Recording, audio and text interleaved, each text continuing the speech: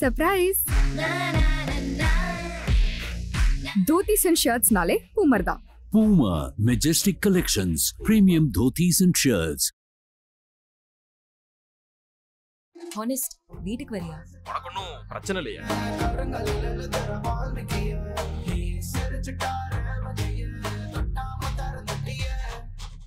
Holidays nale adu namma GT Holidays da. GT Holidays, South India's #1 travel brand. You know you are special when you're with GT Holidays.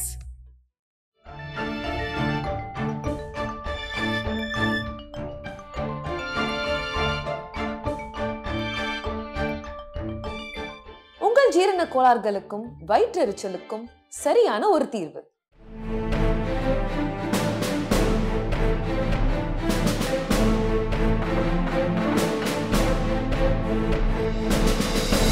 துருநட்சத்திரம் படத்தை பற்றி சூர்யா மட்டும் அதை ஒத்துட்டு வந்திருந்தாருன்னா என்னைக்கும் அந்த படம் வெளியாக இருக்கும் அப்படின்னு கௌதம் வாசுதேவன் கொடுத்த பேட்டி பரவலாக வலைதளங்களில் தொடர்ந்து வந்துக்கிட்டே இருக்குது. எனக்கு என்ன தோணுதுன்னா அவங்க ரெண்டு பேரும் அவ்வளோ க்ளோஸ் ஃப்ரெண்ட்ஸு.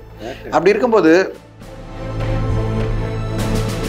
விடாமுயற்சி படத்தின் வெளியிட்ட விட்டு மகிழ் திருமணி பேட்டியெல்லாம் கொடுக்க ஆரம்பிச்சிருக்காரு. அவர் மனசில் இருந்த வருத்தங்கள் எல்லாம் கொட்டி தீர்க்க ஆரம்பிச்சிட்டார் அப்படின்னு தான் சொல்லணும். எப்போ வந்தாலும் இந்த படம் வந்து ஒரு ஃபெஸ்டிவல் படம் தான். பொங்கலுக்கு வரலன்னு பயப்படாதீங்க. இந்த படம் வரும்போது தான் அது ஃபெஸ்டிவல் டே. ஏன்னா இந்த படம் அவ்வளோ சூப்பராக வந்திருக்கு அப்படின்ற நம்பிக்கையோடு அஜித் சார் சொல்கிறார் பார்த்தீங்களா.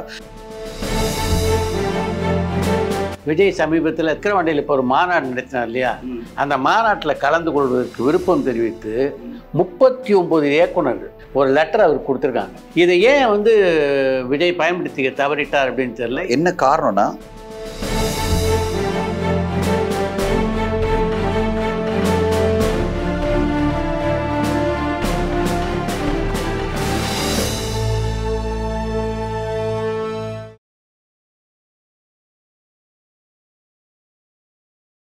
Welcome to cinema this week. துருநட்சத்திரம் படத்தை பற்றி வலைதளங்களில் ரொம்ப நாளாக பேசிகிட்டு இருக்காங்க.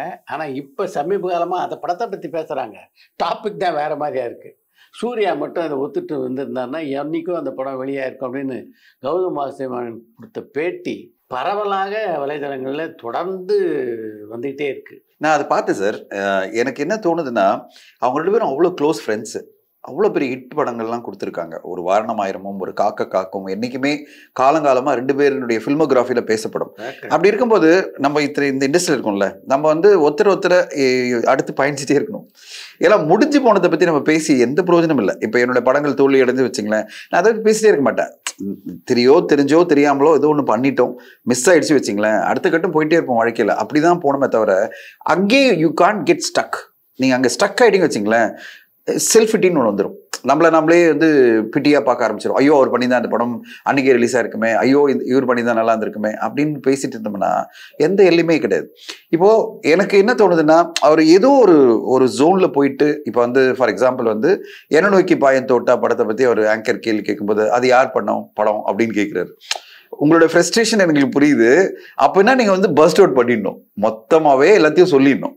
விட்டு சொல்லும் போது என்ன ஆகுதுன்னா, கொஞ்சம் கொஞ்சமாக சொல்லும் போது என்ன ஆகுதுன்னா, அது வந்து தேவையில்லாத ஊடகங்களில் தேவையில்லாத அனுமானங்களையும் அந்த ஒரு என்ன சொல்றது ராங் இன்டர்பிரிட்டேஷனுக்கான வாய்ப்பு நிறைய இருக்கு. எனக்கு என்னன்னா கௌதம் மேனன் சாருக்கு இப்போதான் டொமினிக் படம் மம்முட்டி சாரோட ரிலீஸ் ஆகி பெரிய வரவேற்பில் இருக்கு. அவருக்கு மலையாள சினிமா ரெட் கார்பெட் வெல்கம் பண்ணியிருக்காங்க. அடுத்து அவர் மோகன்லால் சாரோட பண்ணலாம், பிருத்திவிராஜோட பண்ணலாம், பெரிய பெரிய படங்கள் அவர் பண்ண முடியும். அது மட்டும் இல்லை, இந்தியிலும் பண்ண முடியும், தமிழ்லையும் பெரிய நடிகர்களுக்கு அவருக்காக காத்திருக்காங்க. அப்படி இருக்கும்போது என்னுடைய ரிக்வெஸ்ட் என்னன்னா, கௌதம் சாரை நல்லா எனக்கு ரொம்ப பிடிக்கும், ஒரு அன்பரா சொல்றேன், ஜஸ்ட் கடந்து போங்க, திஸ் டூ ஷெல் பாஸ். அடுத்ததா திருநட்சத்திரம் எப்படி கொண்டு வரணும், இதுக்கு வந்து ஃபெடரேஷன்லாம் ஃபுல்லா எஃபோர்ட் பண்ணிட்டு இருக்காங்க. இன்னைக்கு வந்து திருப்பூர் சுப்ரமணியன் சார் கிளியரா சொல்லிட்டாரு, அடுத்த படம் துருவ நட்சத்திரம் தான். நாங்கள் ஃபெடரேஷனாக சேர்ந்து, அதாவது டிஸ்ட்ரிபியூட்டர்ஸு, எக்ஸிபிட்டர்ஸு, ஃபைனான்சியர்ஸு எல்லாருமே சேர்ந்து அந்த ப்ரொடியூசரோட சேர்ந்து இந்த படத்தை அடுத்து கொண்டு வந்துடணும் அப்படின்னு அவங்க ஒரு டேட்டும் பிளான் பண்ணிட்டாங்க. அதை என்ன டேட்டுன்றதை இன்னும் சொல்லலை, பட் என்ன மார்ச் டைட்டாக இருக்கு. அதனால வந்து பிப்ரவரி வர முடியாது, பிப்ரவரி ஆல்ரெடி லாக்டு. இப்போ மார்ச்ன்றது வந்து 27th ஆல்ரெடி வந்து வீரதீர சுருட்டு வந்து அந்த தயாரிப்பாளர் அனௌன்ஸ் பண்ணிட்டார். இப்போ இந்த படத்தை தரால மார்ச் மாதம் கொண்டு வர முடியாது, ஏன்னா அது வந்து அந்த படத்தையும் பாதிக்கும். எப்படி வீரதீர சுருட்டு படத்துக்கு அப்புறம் இது வர்றதா இப்போ இப்ப இருக்க. ஆமா, ஏன்னா வீரதீர சுருட்டு வந்து டெஃபினட்டா ஒரு பிளாக் பஸ்டர் மெட்டீரியலா இருக்கு. பார்க்கும்போதே அவருடைய ட்ரெய்லர் தியேட்டர்ல பாத்தீங்கன்னா அவ்வளவு பெரிய ரெஸ்பான்ஸ் இருக்கு. இன்னைக்கு யூடியூப்ல வந்த பிறகும் சரி, எல்லாமே பெரிய ரெஸ்பான்ஸ்ல வீரதீர சுருட்டு இருக்கு. இப்ப அந்த படம் ஒரு மாபெரும் வெற்றி படமா விக்ரம் சாருக்கு அமையும் போது என்ன ஆகும்னா, இந்த படம் துருவ நட்சத்திரத்துக்கு ஒரு ஓப்பனிங் வந்து ஆல்ரெடி பெரிய எக்ஸ்பெக்டேஷன் நிறைய இருக்கு, டபுள் ஆகும். அப்போ ஓப்பனிங்ன்றது கேரண்டி ஆயிடும். ஸோ அது வந்து அவருக்கே நல்லதா இருக்கும், கௌதம் மேனன் சாருக்கே நல்லதா இருக்கும். அவருடைய எல்லா பிரச்சனைகளும் தீர்ந்து அவர் அடுத்த கட்டமா எனர்ஜிக்கா நிறைய பண்ண முடியும். இப்போ வந்து நான் ரொம்ப இந்த இண்டஸ்ட்ரியில பார்த்து வேக்கிறதே பாத்தீங்கன்னா ஆஃப் த டாபிக்கா சொல்றேன், சிவகார்த்திகேயன் அவர்களை பார்த்து.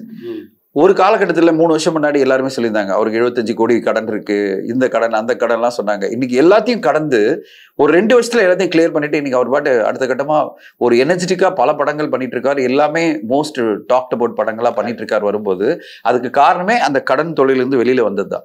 அதே மாதிரி கௌதம் மேனன் சாரும் அவருடைய எல்லா கடன் தொழிலிருந்தும் இந்த படம் மூலமா வெளிவரணும். அந்த விஷயத்தை மட்டும் பேசி எவ்வளவு முடியுமோ அவ்வளவு தொழில் நீங்க அதுக்கான ஹைப்பை நல்லா கிரியேட் பண்ணி இந்த படத்தை வெற்றிகரமா துருவ நட்சத்திர படத்தை கொண்டு வந்துருங்க. உங்களுக்கு வெற்றிகள் காத்திருக்கிறது, நடிகர்கள் காத்திருக்காங்க, பல கதைகள் தமிழ் சினிமாவிலும் மலையாள சினிமாவிலும் காத்திருக்கிறது. அதனால அதை நோக்கி பயணிங்க. இந்த டாக் இந்த அவர் பண்ணிருக்கலாம் இவர் பண்ணிருக்கலாம்னு டிஸ்கஷன் விட்டுட்டு யார் பண்ண போறாரு அடுத்த படத்தைன்னு யோசிச்சீங்கன்னா உங்களுக்கு நல்லா இருக்கும்னு நான் எதிர்பார்க்கிறேன். மதகராஜா படத்தினுடைய வெற்றி சினிமா இண்டஸ்ட்ரியை அப்படி புரட்டி போட்டுச்சு அப்படின்னு தான் சொன்னோம். எவ்வளோ சேஞ்சஸ் அந்த படத்தின் காரணம்? கண்டிப்பா இன்னைக்கு கிட்டத்தட்ட 50 crores தாண்டி இருக்குன்னு சொல்றாங்க சார், 50 கோடியை தாண்டி இருக்குன்னு சொல்றாங்க. எக்ஸாக்ட் நம்பர் அவங்க அனௌன்ஸ் பண்ணல. நான் 45 கோடின்னு ஒரு போஸ்ட் மட்டும் பார்த்தேன், அது கடைசியா பார்த்தேன். இப்போ 50 crores இந்த வீக்கெண்டு கடக்கலாம் தமிழ்நாட்டில் மட்டும் சார். இன்னும் தெலுங்குல ரிலீஸ் ஆகல, ஓவர்சீஸ்ல இப்போதான் ரிலீஸ் ஆகுது. இதெல்லாம் ஆக்சுவலி பாத்தீங்கன்னா 7 days ரிலீஸ் ஆக வேண்டிய படம். ரிலீஸ் ஆயிருந்தா 100 crore தாண்டி இருக்கும். ஓகே, ஆனா அன்பார்ச்சுனேட்லி ஒரு ஃபேஸ்ட் அவுட் ரிலீஸ்னால தான் இந்த ஒரு கலெக்ஷன் 100 crore தாண்டல. இல்லைன்னா இந்த படம் அப்படி அடிச்சுட்டு போயிருக்கும். அந்த ஒரு வேவ் இருந்துல்ல, அந்த வேவ் வந்து அவ்வளவு சூப்பரா இருந்தது. இன்னைக்கு எந்த அளவு வந்து எல்லாரையும் பிஸி ஆக்கியிருக்குன்னா அதுல பங்கு பெற்ற எல்லோருமே அவ்வளவு பிஸி ஆயிட்டாங்க. எல்லோருமே நீங்க யாரை எடுத்து பாருங்களேன், விஜய் ஆண்டனி எடுத்து பாருங்க, இல்ல விஷால் அவர்கள் எடுத்து பாருங்க, இல்லைன்னா வந்து சுந்தர்சி அவர்களை பாருங்க. இது நேரத்தை சுந்தர்சி சாரை சொல்லணும். அவருடைய லைனை பார்த்தா எனக்கு ரொம்ப ஆச்சரியமா இருக்கு. 5 படம் இருக்கு சார், 5 படம் பண்ணணும் அவரு நான் ஸ்டாப்பா. பாத்தீங்கன்னா அடுத்து கேங்கஸ் ரிலீஸ் ஆகணும், அது ஆல்மோஸ்ட் முடிச்சுட்டேன் அப்படின்னாரு. அரண்மனை 5 ஆரம்பிக்கணும். அட் சேம் டைம் வந்து கலகலப்பு 3 ஆரம்பிக்கணும். அடுத்தது வந்து நயன்தாரா மேடத்தோட சேர்ந்து அந்த மூக்குத்தி அம்மன் 2 ஆரம்பிக்கணும். இப்படின்னு வரிசையா படங்கள். இந்த வரிசையில் நீங்க சொல்லாத ஒரு படத்தை நான் சொல்ல விரும்புறேன். இந்த மதகராஜா படத்தினுடைய வெற்றியை பற்றி நான் சொன்னேன். அதுக்கு ரொம்ப ரெலவெண்ட் இதுதான். விஷாலும் அவரும் சேர்ந்து அடுத்து படம் பண்ண போறாங்க. அதுதான் நெக்ஸ்ட் ப்ராஜெக்டா அமைய போகுது சுந்தர்சி. ஓகே, அந்த படத்தையும் மூக்குத்தி அம்மன் 2 திரைப்படத்தையும் ஒன்னா ஷூட் பண்ணணும் அப்படின்றதான் அவருடைய ஐடியா வச்சிருக்காரு. விஷாலை கூட சொல்லணும் இந்த இடத்துல. என்னன்னா விஷால் வந்து பாத்தீங்கன்னா சமீப காலமா கொஞ்சம் லைங் லோ அப்படின்னு தான் சொல்லணும். இப்ப அவர் பின்னாடி ஒரு 8 ப்ரொடியூசர் இருக்காங்க. அதுதான் சொன்னேன். அதாவது ஒரு மதகஜராஜா, அதான் நான் என்னோட ட்வீட்ல போட்டிருந்தேன், மதகஜராஜா விஷால் போட்டேன். இப்ப விஷால் அவர்களுக்கும் லைன் பெருசாயிடுச்சு. 4 படம் வந்துருச்சு, இவரு 5 படம். இப்ப நீங்க சொன்னது 5வது படம். எம்ஜிஆர் 2 அப்பயே சொல்லிட்டு இருந்தாங்க, எம்ஜிஆர் 2 பண்ணணும்னு ஒரு பிளான் இருக்குனாங்க, அது என்னன்னு தெரியல. பட் 5 படங்கள். த மோஸ்ட் பிஸியஸ்ட் இருக்கிறதா சுந்தர்சி சார் இருக்காரு. அவர் பாட்டு ப்ரொலிஃபிக்கா பண்ணிட்டு போயிட்டே இருப்பாரு. அவர் கேங்கஸ் கொண்டு வந்துருவார். இப்போ அநேகமா ஏப்ரல் ட்ரை பண்ணிட்டு இருக்காரு நினைக்கிறேன், ஏப்ரல் மேல. அடுத்ததா உடனே வந்து அரண்மனை 5 இல்ல நீங்க சொல்ற படமா ஆரம்பிக்கலாம். சோ அவருடைய அந்த ப்ரொலிஃபிக்கான மேக்கிங், அந்த ஒரு ஸ்பீட் இருக்குல்ல, அதுதான் தமிழ் சினிமாக்கு தேவை. முதல்ல அந்த படத்தை டிஸ்கஷன் தான் சுந்தர்சி போறாருன்னு நான் கேள்விப்பட்டேன். ஏன்னா இந்த படம் மதகராஜா மிகப்பெரிய வெற்றி அப்படின்னால திரும்பவும் சுந்தர்சி விஷாலும் சேரும்போது அந்த படத்துக்கு கூடுதல் எதிர்பார்ப்பு. கண்டிப்பா அதை வந்து இப்ப இன்னைக்கு இருக்கிற மார்க்கெட்டை வந்து சூடா இருக்கும்போது கேஷ் பண்ணிடும். அதுல முக்கியமா எனக்கு சந்தானம் சார் வேணும் சார். சுந்தர்சி சார், நீங்க இந்த வீடியோ பாத்தீங்கன்னா சொல்றேன், சந்தானம் சார் இல்லாம இந்த படத்தை ஆரம்பிக்காதீங்க. விஷால் ஒரு சைட்ல, சந்தானம் சார் ஒரு சைட்ல வந்து விஜய் ஆண்டனி மியூசிக்கோட நீங்க பண்ணீங்கன்னா அது வந்து பிளாக் பஸ்டர் தான், அட்வான்ஸ் புக்கிங் தான் எல்லாரும். இப்ப சந்தானம் கூட அந்த வந்து தன்னுடைய ஸ்டாண்ட்ல ஸ்லைட் சேஞ்சஸ் பண்ணிட்டா பெட்டர். என்னன்னா இப்ப மல்டி ஸ்டார் படங்கள் தான் பெரும்பாலும் தயாராகுது. எல்லா படங்களையும் 2 ஹீரோக்கள் சர்வசாரம் பண்ணிக்கிறாங்க. இப்போ சந்தானமும் கதாநாயகன் ஆயிட்டதுனால இப்போ விஷாலோட சேர்ந்து 2 கதாநாயகன் படமா பண்ணலாம். ஒரு கதாநாயகன் வந்து கொஞ்சம் வந்து காமெடி கலந்த கேரக்டராகவும், இன்னொருத்தர் வந்து ஆக்ஷன் சைட்ஸ் இருந்தாவே முடிஞ்சு போச்சு கதை இல்லையா? கண்டிப்பா. அவருக்கு என்ன தெரியுமா சார், அவருடைய படங்கள் நடுநடுல வந்து மாபெரும் வெற்றி அடையும். நீங்க நடுவில் பாருங்க, இப்போ டிடி நெக்ஸ்ட் லெவல்ன்ற படம் வந்து ஆரியனுடைய தயாரிப்புல அந்த படத்துக்கு மிகப்பெரிய எதிர்பார்ப்பு வந்துருச்சு. நீங்க பாத்தீங்களா, ஸ்டார் காஸ்டும் நல்லா இருக்கு. அதுல பாருங்களேன், கௌதம் மேனன் சார் ஒரு சைட்ல, செல்வராகவன் ஒரு சைட்ல அப்படின்னு பெரிய ஒரு கூட்டணியை அமைச்சிருக்காரு. இப்ப அவருக்கு என்னன்னா சோலோவா ஜெயிச்சு நான் அடுத்த கட்டம் போகணும் அப்படின்ற ஒரு எண்ணம் எப்பவுமே இருக்கு. நான் அடுத்த கட்டம் போறதுக்கான எல்லா இதுவும் இருக்கு, தகுதி இருக்கு. அட் த சேம் டைம் அப்பீலும் இருக்கு. மார்க்கெட்ல வந்து அவர் பேர்ல ஒரு பெரிய எதிர்பார்ப்பு இருக்கு, அது ஆடியன்ஸ் மத்தியிலும் ஒரு எதிர்பார்ப்பு இருக்கு. அவருக்கு அந்த ஒரு எண்ணம் இருக்கிறது தான் இந்த காமெடி மட்டும் பண்ணணும், செகண்ட் ஹீரோ மட்டும் பண்ணணுமா அப்படின்ற ஒரு தயக்கம் இருக்குன்னு நினைக்கிறேன். ஆனா இந்த படத்தினோட வெற்றிக்கு பிறகு கண்டிப்பா வந்து சுந்தர்சி சார் கூப்பிட்டாருன்னா அவர் வருவாருன்னு ஒரு நம்பிக்கை எனக்கு இருக்கு. நல்ல ஒரு ரேப் இருக்கு, எனக்கு வருவார்னு எதிர்பார்க்கிறேன். ஏன்னா அவரும் விஷாலும் காம்பினேஷன் நினைச்சு பாருங்களேன், அவரும் ஆர்யாவும் காம்பினேஷன், அவரும் வந்து ஜெயம் ரவியும் காம்பினேஷன் தான் எப்படிப்பட்ட படங்களா அமைய நினைச்சு பாருங்க. என்னுடைய ஒரே எதிர்பார்ப்பு என்னன்னா, இந்த மாதிரி காம்பினேஷன் வரும்போது ஏன் ஒரு காலகட்டத்தில் ஏன் நினைச்சு பார்க்க கூடாது வந்து சந்தானமும் சிவகார்த்திகேயனும் ஒரு காம்பினேஷன்ல 2 ஹீரோஸா வந்தாங்கன்னா எப்படி இருக்கும்? அப்படியே தியேட்டரே காலகட்டம். ஏன்னா 2 பேருமே என்டர்டெய்னர்ஸ், பெரிய என்டர்டெய்னர்ஸ்.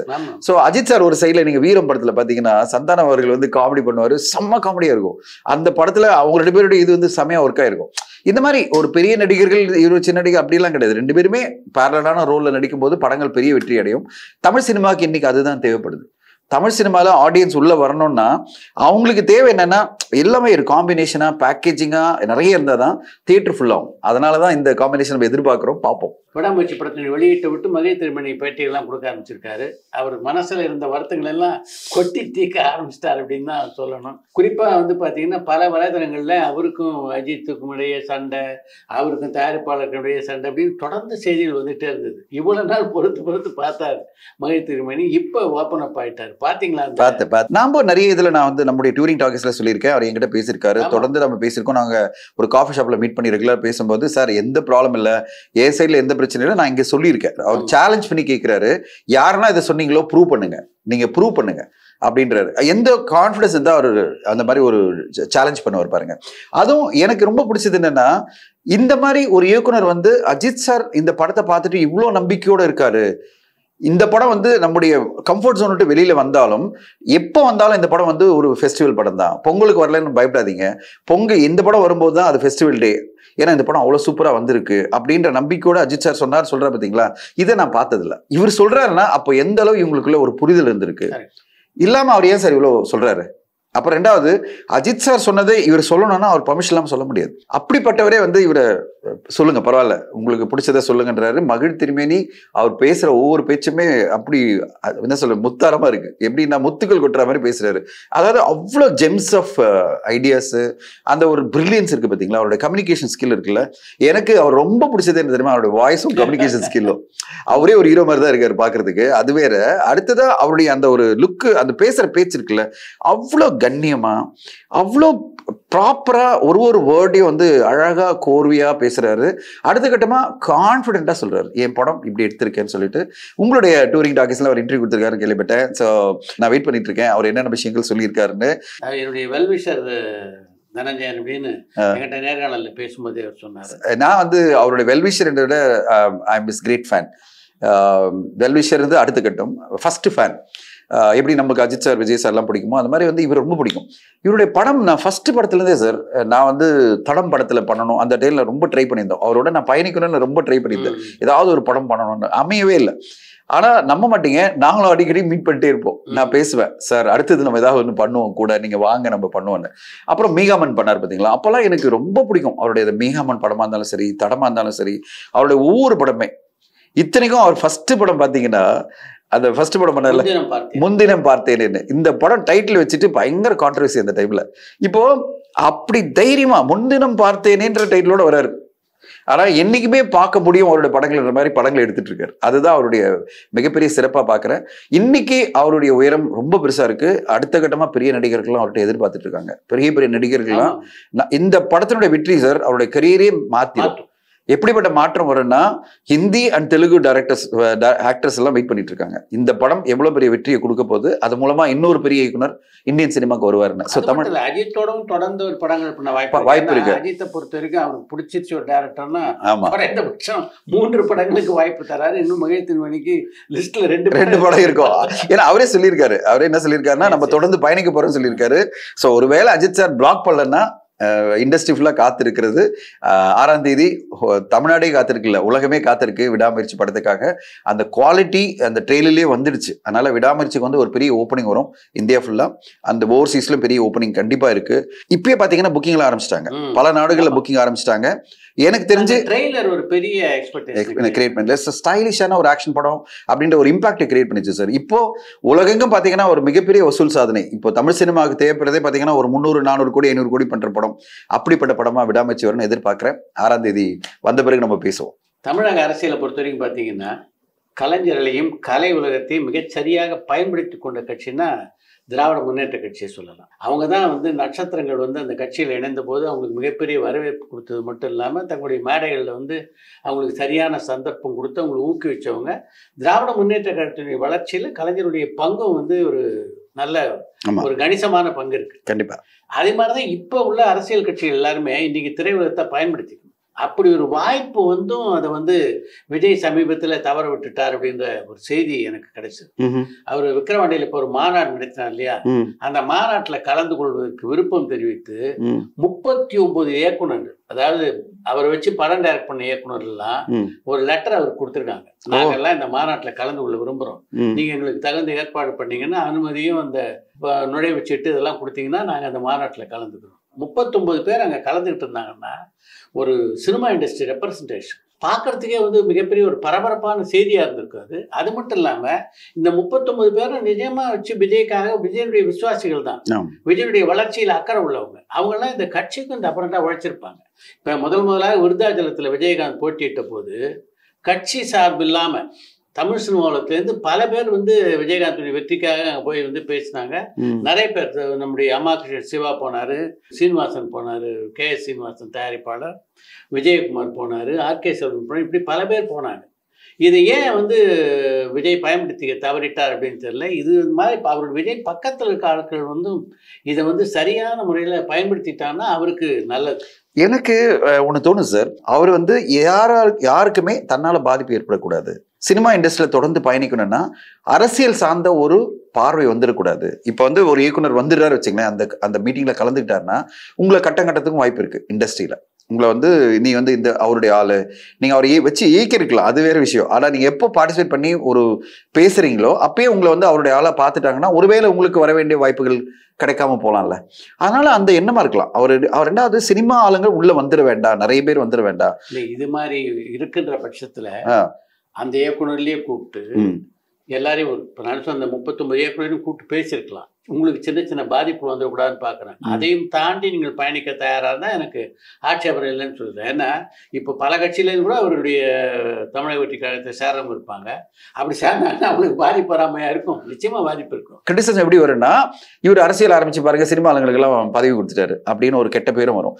இதுக்காக தான் விஜய் சார் அவாய்ட் பண்றாருன்னு நான் நினைக்கிறேன். இதுக்கு மாறாக இப்போ வந்து செய்தி ஒன்று வந்துகிட்டு இருக்கு. என்னன்னு நேரடியாக விஜயோட அதில் சம்மந்தப்படுத்தலை அப்படின்னா எல்லாரும் புரிந்து கொள்கின்ற அளவில் அந்த செய்தி இருக்கு. விஜயனுடைய அடுத்த படத்துடைய தலைப்பு நாளைய தீர்ப்பு அப்படின்னு செய்தி வந்திருக்கு. அதுல வந்து ஒரு ஒற்றுமை இருக்கிறதா எல்லாரும் பாக்குறாங்க. நாளைய தீர்ப்புன்ற டைட்டில் பாத்தீங்கன்னா இன்றைய சமுதாயத்துக்கு பொருந்தக்கூடிய கண்டிப்பா கண்டிப்பா. எனக்கு தெரிஞ்ச வரையும் சார் அந்த டைட்டில் இருக்கிறதுக்கான வாய்ப்புகள் அதிகம். வீடியோ ஒன்று வந்தது, அதை பார்க்கும்போது நம்மளுக்கு அது டவுட் வருது, அதுதான் இருக்கும் அப்படின்னு. ஏன்னா அந்த வீடியோல இன்னொரு பரபரப்பான டைட்டிலா இப்ப வலம் வந்து கொண்டிருக்கின்ற டைட்டில் பராசக்தி. கரெக்ட். சிவகார்த்திகேயனுடைய படத்துக்கு பராசக்தி அப்படின்னு பெயருக்கு போறாங்க. செய்தி வந்த நாள்ல இருந்தே சிவாஜி ரசிகர்கள் எல்லாம் கொதிக்க ஆரம்பிச்சிட்டாங்க. எனக்கு எதனால உங்க கருத்துல நான் உடன்படுறேன் சார். நீங்க பராசக்தி அகெயின் சொல்லலாம், நீங்க பராசக்தி ரிட்டர்ன்ஸ் சொல்லலாம், ஒரு வேர்டோட நீங்க ஆட் பண்ணீங்கன்னா பிரச்சனை இல்லை. பராசக்தி மட்டும் போடும்போது என்ன சார்? பரபரப்பான சினிமா செய்திகள், நட்சத்திரங்களின் பேட்டிகள், சினிமா வரலாறு ஆகியவற்றை பார்க்கவும் படிக்கவும் உங்களுக்கான இணையதளம் tourantalkies.co.